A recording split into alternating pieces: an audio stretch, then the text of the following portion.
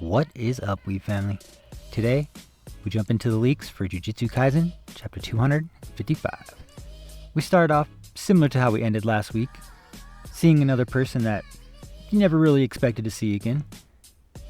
La got hearts tatted on my chest, Rue, standing with Wee and Miguel and our fallen king, Kusakabe, who is mysteriously being held by some giant-ass hand, and no, that is not Rika's. But it does turn out to be our boy Larue's curse technique. And don't worry, we will see more of that in the very near future. Jumping right into the chapter, we start off with a good old flashback of when Yuta went to visit Miguel in Africa. And we find out it was all to put together the now infamous plan.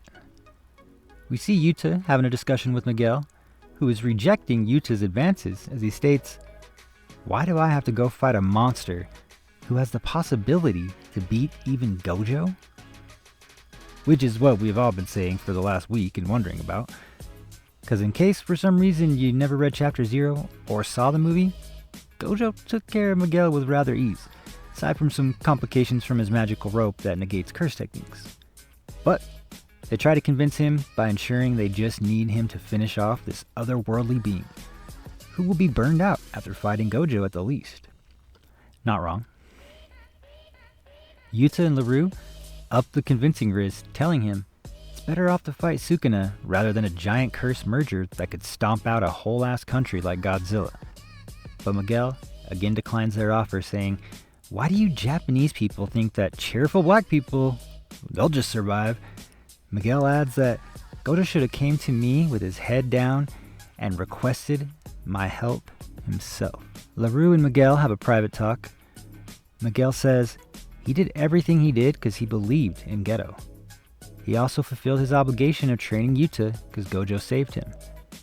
And he no longer wants to be involved with Japan. To continue discussing, Larue states, "You, me, Mimiko, Nanako, Manami, Toshi, Shisha, everyone simply just loved Geto-chan." Miguel responds, "You were telling me I should avenge him? Or do you want me to go get back Geto's body from Kenjaku?" "No, I'm just saying we should both mourn for him. Just like visiting his grave, eating together, and waving goodbye to him. Let's fight with everything we have and tell him to take care in heaven ourselves." Then in by far the best line of the chapter, Miguel says, "First of all, he definitely went to hell." He then lets him know, "Fine, but I do have some conditions. I will fight Sukuna only after Gojo and Yuta have lost, and Sukuna can no longer use his domain." He also wants Larue to join him to fight Sukuna because it's better if he has some more friends there. We get back to the present. Miguel and Larue notice that Sukuna can't use his domain. His RCT has been weakened, and his heart isn't healed yet. Larue uses his curse technique we touched on earlier, which sends out a giant hand as he latches onto Sukuna, sending him crashing into a wall. Sukuna, of course, tanks it, completely obliterating the hand from the looks of it, jumping right back into the battle and sends some slashes at Miguel, who activates some of the cleanest evasive parkour you're ever going to see, dodging these slashes, even jumping in between them. Got me thinking this man has some kind of dodge technique or something of that nature. If he does, it must be centered around just dodging abilities, because as Gojo already showed us, he definitely can catch some hands. The narrator explains that Larue's curse technique, Heart Catch, can grab the subject and the imaginary hand will restore itself even if it's destroyed. But 1/10 of that damage will be redirected back to Larue. As we saw, he got a little cut on his hand from the attack he sent flying at Sukuna earlier. Sukuna thinks Larue's curse technique isn't no fun, but Miguel's is interesting. His curse technique, and this is again the early translations, shout out to Gojover, follow him on Twitter if you're not already, but this one could change, but it seems to be called Hakuna Lana. Maybe it's Hakuna Matata, who knows. Miguel's curse technique though helps his body to catch a rhythm, and once he has that rhythm, he can dodge curses and enhance his physical abilities. We get another short flashback going into more details as Gojo explains it for us, of course. Seems like every chapter we either gotta have Sukuna or Gojo explaining the techniques for us. And in another short flashback, Gojo explains Miguel's curse technique to Yuta. He states Miguel's curse technique brings out buffs and debuffs on himself and the opponent without the use of a domain. It's a pretty damn useful technique, but not all that scary. Gojo says though that Miguel's physical abilities are truly frightening. 99% of Jujutsu sorcerers are Japanese, and they use cursed energy to strengthen themselves.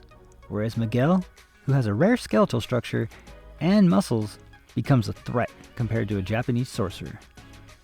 Miguel dismisses those claims, saying Gojo is labeling him as that because he's black. And that's just discrimination. You know there are black people who are non-athletic, right? I'm not special because I'm black. I'm special because I'm me.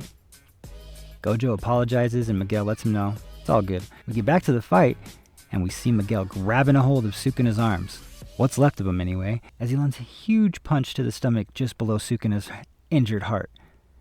And immediately, right after, Sukuna's back is hit with Choso's piercing blood. And in the most hype panel of this week, we finally get our boy, Yuji, returning to the battle, and he comes down with a double hammer fist on top of Sukuna, who of course blocks the attack, but Yuji's eyes looking more determined than ever. The narrator explains to us that to activate the world-cutting dismantle, Sukuna has to use hand signs named Enmaten, which is also used for Malevolent Shrine, but since Sukuna was left with just one arm after Gojo's final hollow purple, he used a binding vow to send that world slash on Gojo without hand signs. Sure would love to know what the parameters are for this binding vow, but after transforming to his OG form, Sukuna now has to use both hand signs, Enmaten, and incantations to activate the world-cutting dismantle. On top of that, Sukuna needs to set the direction for the slash with his hands. Kinda crazy. Never really noticed that before, but interesting to look back and see if we can see him pointing those out like sniping shots. And always love getting these additional details. We then see though that 5 minutes must have passed. Our girl Maki is back, and she is claiming one of Sukuna's arms for herself as she slices it clean off.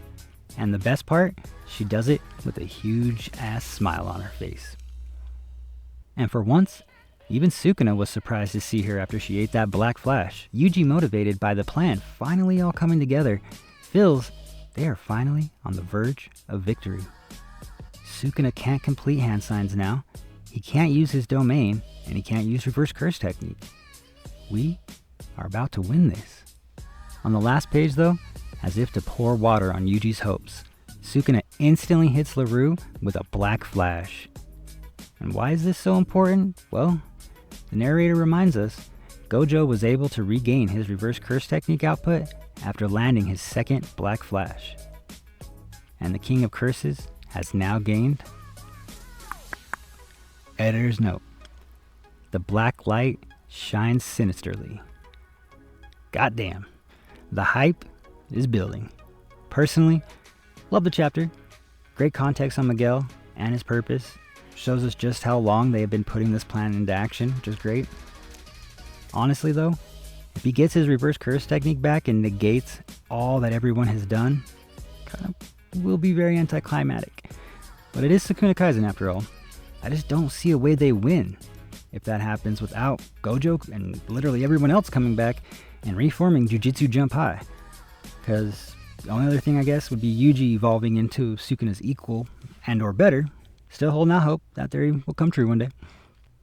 But we'll post a full breakdown and predictions once we get the full HD images and translations. As always, I've been Weeb Dad. You've been the best kind of amazing. And remember, even a dude with fucking hearts tattooed on his chest can have Riz. Peace.